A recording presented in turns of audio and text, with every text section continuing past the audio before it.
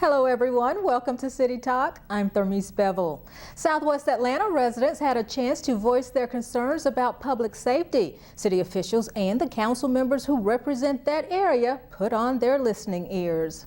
This public safety meeting wrapped up a series of town hall forums held in Southeast and Southwest Atlanta to address the city's commitment to reduce crime. The large crowd at the Adamsville Recreation Center heard directly from Mayor Kasim Reed about his plans to protect this city. But as I stand here tonight, we've actually hired 800 police officers, and we've stood up the largest police force in the history of the city of Atlanta. And we've done something else. Chief Cochran is here. And Chief Cochran has also stood up the largest fire department, fire and rescue department, in more than 15 years. And that doesn't sound like a big deal unless you got a fire at your house. So what that means is our fire trucks now have 4 individuals on them, and we have eliminated brownouts and blackouts and hired 75 additional new firefighters in the city of Atlanta. Constituents in that area are concerned about car thefts, gang activity, break-ins, and youth crime. I've been working with young people for 20 years, and I'm concerned about the growing violence that's taking place in our community, our homes, our schools. This summer, we had 2,900 kids in Camp Best Friends. You might be saying, what does that have to do with public safety? I'll tell you what it has to do. Teen crime is down more than 14% because our kids have organized activities to go to 6 days a week. Police Chief George Turner mentioned that new technology will help track crime. APD even has new equipment in the police cruisers. Talking about our fleet, what happens with that fleet under this administration? We've been able to add some technology in our cars to be able to see exactly where our officers have gone and the speed that they go into the neighborhood. And so what it gives us an opportunity to do is have our sergeants to look at the patrol patterns of the officers and then direct them on how and where they need to be. When I talk about a threat code and I talk about the small geographical area on where we predict that crime to be, we use that system to be able to determine where our officers have been. So now when you say that you hadn't seen a police car on your beat, I can then go back and look at the history of that car and find out where he spent his time. The city is diligently working to improve Southwest Atlanta and Martin Luther King Jr. Drive. And our goal is to make Martin Luther King in this corridor the most attractive Martin Luther King in the United States of America. Because everybody here knows that if you want to find a tough street in an American city, you just got to ask where MLK is. That's right. Councilman C.T. Martin has spent his entire time on council making public safety a priority and making sure those in Southwest Atlanta are not overlooked. And so you need to give him another round of applause, please. Additional meetings will be scheduled in the fall for the central and northern sections of the city. Councilwoman Natalie Archibong hosted a Street Smarts seminar. The course is offered by the National Crime Prevention Task Force, which is an independent team of law enforcement professionals from various agencies from around the Southeast. All of the highly trained instructors are crime prevention specialists who constantly research and evaluate current crime trends. Ultimately, it all falls back to the same situation. For number one, we need more eyes and ears out there to see what's going on, to hear what's going on, and then to turn around and call that information into police so that we better know how to respond and deal with those issues. The free 1-hour seminar is designed to educate people about crime prevention and personal safety.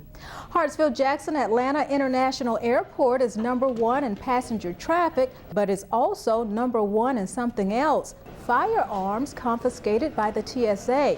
General Manager Lewis Miller is asking passengers to be mindful when traveling with guns. Last year, 100 loaded firearms were found during security screenings. The airport has no problem with passengers flying with guns, just as long as it's done properly. The public also needs to know that you can travel with a gun. You can travel with a weapon. You can, as long as you put it in your checked baggage and you disclose to the airline that it is in your baggage, it's okay. According to federal guidelines, travelers should also make sure the guns are not loaded. Miller says most travelers forget they have guns in their carry-on bags, but Chief Turner says that lapse of memory can cause disruptions in officers' duties at the airport. Anytime that there's a response to the TSA checkpoint here, we take 2 officers out of service to respond to that, and it takes us between an hour and a half to process that individual. And so what it does is limits our resources that we have here at the airport to do those various other assignments that they are assigned to do. Passengers can be charged with a crime and be subject to penalties worth $7,500 or more if they fail to heed the law. So far this year, 67 guns have been confiscated at the airport. Residents joined Councilman Ivory Lee Young Jr. for his quarterly town hall meeting where constituents received progress reports on current plans and initiatives under consideration.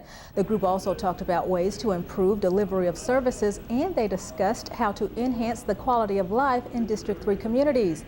The open forum gave constituents a chance to speak with top city personnel about a number of concerns.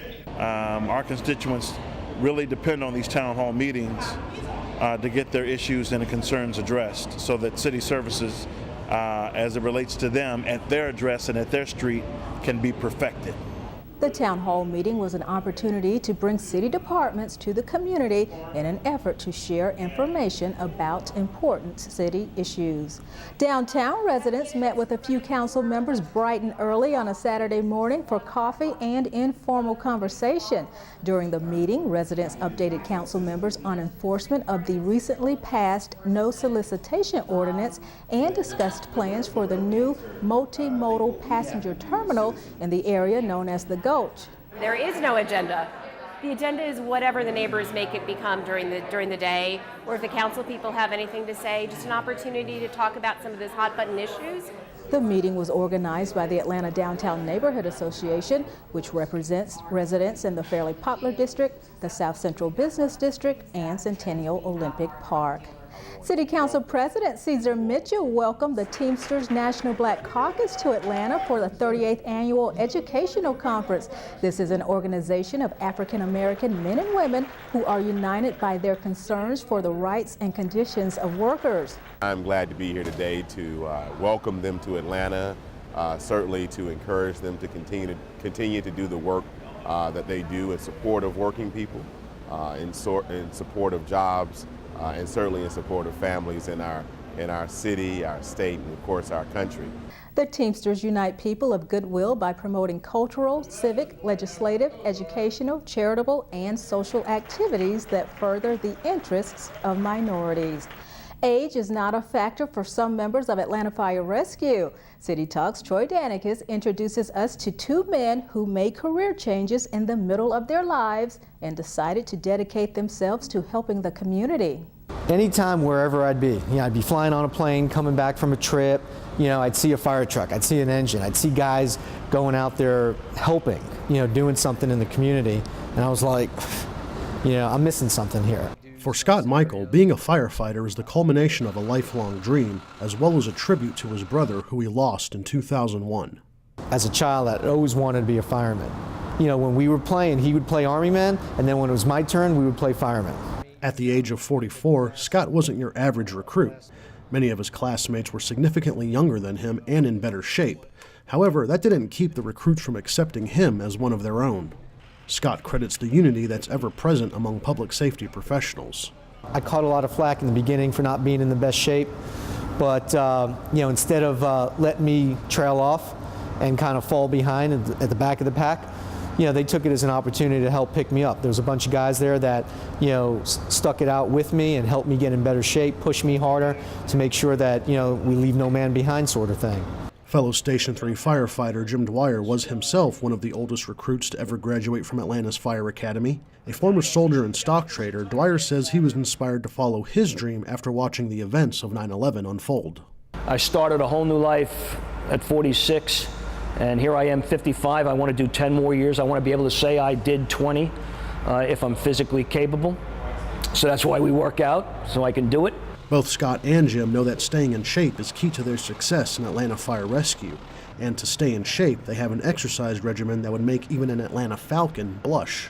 How many push-ups you can do in 5 minutes, which makes it brutal towards the end. Their self-imposed routine has them pulling up tires over a railing, taking turns flipping over a tractor tire, running back and forth with a fire hose on their shoulders, even a little game of catch with a standard-sized tire. They say the grueling exercises not only keep them in shape and on par with younger firefighters, it's good practice for those moments when they'll need that strength and determination the most.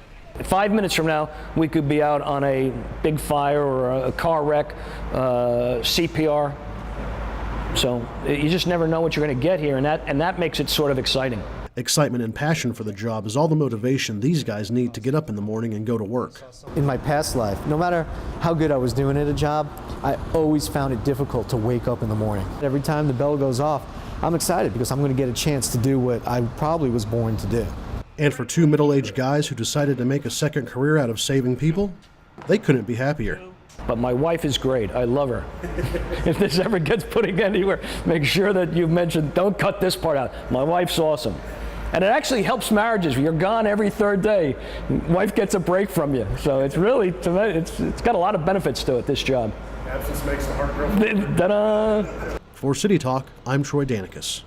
Both Scott and Jim are grateful for their careers as firemen, and they thank the city for not letting age get in the way of hiring them. A group of firefighters in another part of town are also doing their part to stay healthy and in shape. Firefighters at Station 23C at the airport have daily exercise sessions. Each shift begins the day with some light stretching. And for those who want to take it further, a crew member leads an hour-long insanity workout. Once we got everybody involved, you know, it's been like a snowball effect. It's just been rolling downhill ever since. So everybody, I mean, I can't say everybody looks forward to it, but once we do it, you know, everybody's happy about it once we've, you know, finished the set. Guilford says the morning routines not only help condition the firefighters for their daily duties, but it also builds camaraderie between crew members, young and old. Firefighters at Station 15 are getting a helping hand from the community. Midtown Restaurants, Public Draft House, and Bar Unda held fundraisers for the station in honor of its upcoming 100th anniversary. It's also a thank you from one of the restaurant's owners. A Station 15 crew pulled her out of a malfunctioning elevator in the early morning hours. Crew members say they have big plans for the money. Items we need, cabinets, we need new lockers for our gear, our actual personal protective equipment. Some of those lockers are almost 60 years old. We're also planning on building a small museum for the community in the front of the station. What our guys have decided to do is that if we could just get a little bit of help with materials, then we will provide all the labor to do a lot of the fix-up work at the station. Public Draft House and Bar Unda will feature drink specials until September 15th, with all proceeds going to the guys at Station 15. Invest Atlanta highlights entrepreneurs and their startups with a new blog called Startup Stories. The site highlights success stories from small business owners as well as offer perspective from local leaders. The blog will also feature up-and-coming entrepreneurs. Atlanta has been voted #1 for minority and women entrepreneurship, #2 for entrepreneurial activity, and #5 in small business friendliness. We all have obstacles that keep us from choosing a better air lifestyle. Things like traffic congestion and poor air quality can potentially pose threats to our way of life. But there are solutions. Mayor Reed launched the Clean Commute Challenge. The goal, to increase the number of City of Atlanta employees who clean commute by 25%. A clean commuter is anyone who chooses to ditch their car. So anyone who's willing to leave that at home, take a carpool, take transit, bike or walk to work, van pooling even counts as a clean commute. John Zimmerman, Clayton Sanders, and Jamila Mandingal are city employees who are doing their part in reducing the carbon footprint. My habit is to ride MARTA, try to ride MARTA every chance I get. And 99.75% of the time, commute to and from work, it's on MARTA. I get to keep my car clean because I don't have to drive in the inclement weather. Mud gets splashed on it, jokingly, yeah, really. Then of course, yes, keep the air clean, air pollution. I think it's trying to reduce the impact you have. I mean, I get good exercise here, which I think exercise is key to a healthy life, as well as, helping the environment and economical as well. I mean, I'm not doing any gas money as we speak. And maybe if I'm keeping healthy, I'm also reducing my healthcare costs in the future. I live right up the street, maybe 4.5 blocks, so I walk in the morning. Actually, I walk my children to school, right down Memorial, and then I walk here, and then I just walk home. My standard rule is if it's less than a mile, we need to walk or ride our bikes there or use public transportation. I am doing my part. The city is a partner with the Clean Air Campaign, so go to logyourcommute.org to learn more about how you can take part in the Mayor's Challenge. Buckhead is getting greener. Home to some of the city's hottest shopping and upscale office space, Buckhead is now officially part of the Better Buildings Challenge. The 41 Buckhead buildings represent a 50% increase in participation in the sustainability program. This is where the world is going. In cities that are more sustainable, in cities that understand this issue, are going to be the cities in the world that attract investment from all across the globe. Some of the sites now part of the Better Buildings Challenge: Lenox Square Mall, the Monarch Tower, and the Atlanta Financial Center. Atlantans commemorate the 50th anniversary of the March on Washington. And we'll tell you about the Citizen Review Board, an office that investigates complaints about police and corrections officers. Stay with us. Lee Reed, Executive Director of the Atlanta Citizen Review Board, is with us today. Thank you so much for joining us. Thank you for inviting me. The Citizen Review Board is an independent agency that investigates complaints against police officers and corrections officers. How are those investigations conducted? Typically, under our ordinance, when a citizen files a complaint against an Atlanta police or corrections officer, the complaint will go through a preliminary review, looking for the jurisdictional requirements. Once the jurisdictional requirements have been met, then the investigator will interview all witnesses, citizens, and officers or corrections officers involved in the complaint. They'll gather any additional evidence, which would include reports, videos, any recordings, or other documents associated with the allegations. At that point, the investigator will write an investigative summary or investigative report that will be reviewed by me, and then it will be submitted to the ACRB board. What is considered misconduct by an officer? Under the ACRB ordinance, we can accept complaints in false arrest, false imprisonment, abusive language, harassment, and excessive force. How does one file a complaint? Well, complaint can be filed in our office. It can be filed on the telephone, email, online, or by regular mail. The board was established in 2007. Give us an idea of how many complaints you receive in terms of numbers and what that number, has that number decreased since the board was established 6 years ago? Okay. Well, looking at the data from 2011 to 2012, we know that the complaints decreased from 82 to 67. However, from January to June 2013, we've already received 55 complaints. Now that is really associated with the community outreach that we've been doing. We've been trying to increase our visibility and accessibility to the citizens of Atlanta. I will say that over the past 3 years, excessive force allegations have had a steady decrease. Is there anything we should know specifically if we have a complaint? Yes. You should know that the complaint needs to be filed within 180 days from the date of the incident.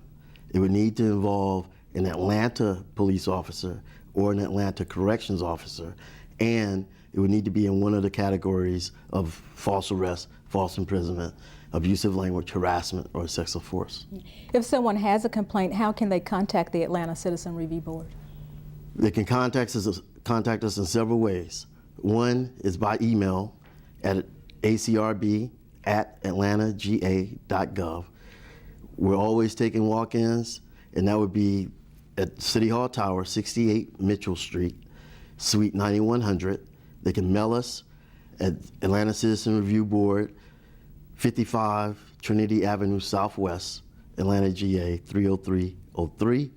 And they can contact us on the web at www.acrbgov.org and by telephone 404-865-8622. All right, Lee Reed, thank you so much. Thank you. 11 years and still going strong. We go to Grant Park for the Summer Shade Festival. And a home buyers workshop in Council District 4 takes home buyers step by step through the purchasing process. Back in a moment. The March on Washington was 50 years ago. It was August 28, 1963, when Dr. Martin Luther King Jr. delivered his I Have a Dream speech to over 250,000 civil rights supporters from the steps of the Lincoln Memorial. Councilman Kwanzaa Hall presented a proclamation recognizing the March on Washington's 50th anniversary. And whereas the March on Washington was a watershed moment in the history of the civil rights movement, setting the stage for the passage of the Civil Rights Act of 1964 and the Voting Rights Act of 1965. And here at home, Atlanta, the birthplace of Dr. King, was the location of the Global Freedom Expo, which commemorated the 50th anniversary of the march by creating a special celebration of the historic milestone right here in King's hometown. The expo offered a unique opportunity to honor Dr. King's dream for our country. We know now that we have to be vigilant. We can't sit on the accomplishments of other leaders and dreamers. So today is the beginning of our time. The question is, what are we going to do? Are we going to work hard as Dr. Martin Luther King and the cadre of leaders that he led so ably, or are we going to sit on our laurels and just give it away? Walmart in the historic West Side Village is showcasing photographs that document Dr. King's leadership to secure equal rights for minorities during the 1960s. The photos are from the William Bryan Wilson collection. Wilson was a photographer for the Atlanta Journal-Constitution. His pictures have won several national awards. The photos are on display for the next few months. President Mitchell honored gospel great Dottie Peoples for 30 remarkable years in the gospel music industry. The multi-talented singer is a 3-time Grammy Award nominee and multiple Stellar and Dove Award winner. She has opened for huge entertainers like the Rolling Stones and Stevie Wonder. Over the course of her career, she has delivered messages of strength, perseverance, and faith through her music. She is a member of the Gospel Music Hall of Fame. Dante's Down the Hatch was a Buckhead landmark for 43 years. The legendary and iconic restaurant known for good times closed its doors back in July. Councilman Michael Bond paid tribute to the owner, Dante Stevenson, for his years of providing quality food and entertainment to patrons. Last year, Stevenson was inducted into the Atlanta Hospitality Hall of Fame for his creation of such a unique and beloved Atlanta hotspot. Councilwoman Cleta Winslow sponsored a free home buyers workshop to walk buyers through the purchasing process. Buyers learned about down payment assistance, credit readiness, budgeting, out-of-pocket expenses, home inspections, the mortgage application process, and what to expect at closing. Did you know Norman Rockwell did ads for Coca-Cola? We'll show you some of his work. And helping teenage girls understand the importance of fitness and nutrition.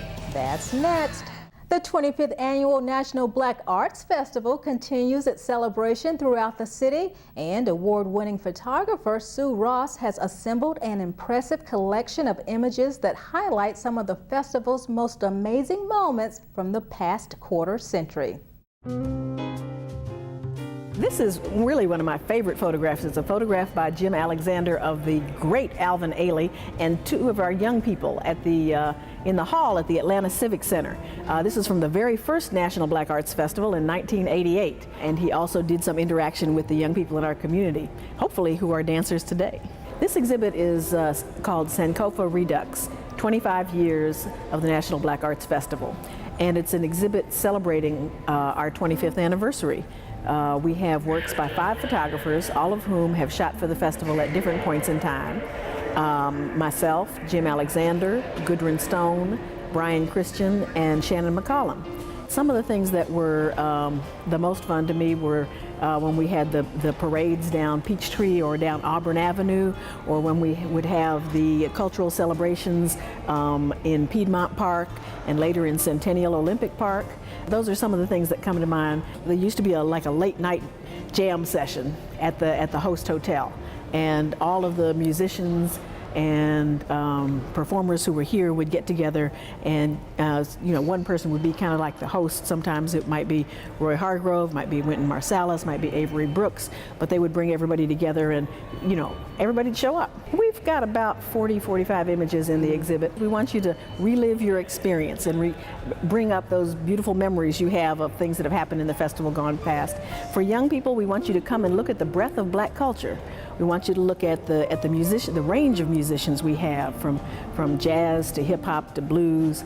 We want to look at all the kinds of performance art that are represented here, and for you just to enjoy and to think about what you can create in the future.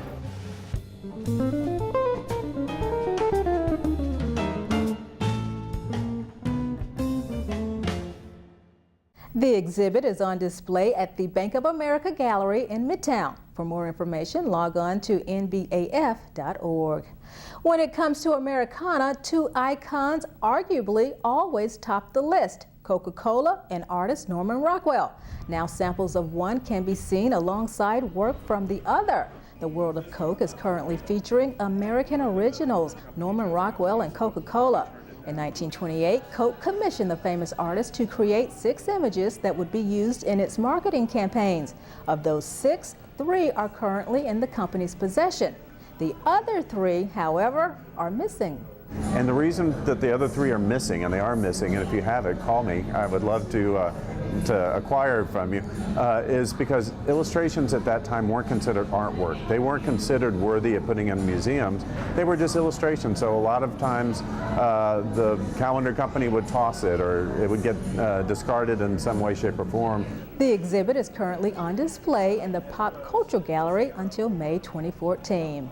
And the summer can't slip by us without the Coca-Cola Family Field Day. President Mitchell was at the World of Coke, where this event included music and family-friendly games. There was also a health and wellness expo, and of course, participants enjoyed a variety of ice-cold Coca-Cola products. The Field Day is part of Coke's Get the Ball Rolling initiative, which aims to inspire at least 3 million Americans to rediscover the joy of being active during the summer. Grady Stadium was the site of Day of Play, a joint effort between Atlanta Public Schools and a number of local organizations to encourage and educate young girls to be active and healthy. About 450 teenagers from 13 middle schools learned about nutrition and the benefits of physical activity. Councilman H. Lamar Willis says students saw firsthand the enjoyment of exercise. Because here's what happens when you exercise, and it happened for me. I tell people the greatest things that came from me exercising was not me losing 122 pounds. It was the clarity of mind and spirit that came from exercising. I actually thought better, I actually was able to work harder, and I actually fundamentally liked who I was better. There were various activity stations that the girls rotated through, such as tennis, soccer, and flag football. Organizers of the 11th Annual Grant Park Summer Shave Festival wanted you to come out and have some fun. Event planners say it was a positive, family-oriented event. The festival kicked off with the Adams Realtors 5K run, allowing runners and walkers to enjoy the beautiful historic neighborhood on foot. This raises money for the Conservancy, which is charged with maintaining historic Grant Park and keeping it beautiful for the people. I think it provides a great outlet for families to come out and have fun. There was also a kids zone sponsored by Councilmember Carla Smith. The festival also included live outdoor music. Mayor Reed joined Fire Chief Kelvin Cochran to unveil $10 million in new fire service equipment. The media got the first look at 9 new fire engines, 3 ladder trucks, and 3 command vehicles. Cochran says the department has come a long way since its budget was slashed during the Franklin administration due to a weak economy. Staffing is at an all-time high. As the mayor said, attrition is at an all-time low. We are no longer experiencing brownouts and blackouts of fire stations. A rapid deployment craft and an inflatable rescue craft were also purchased for the Special Operations Unit. Thank you for watching City Talk. I'm Thermice Bevelle.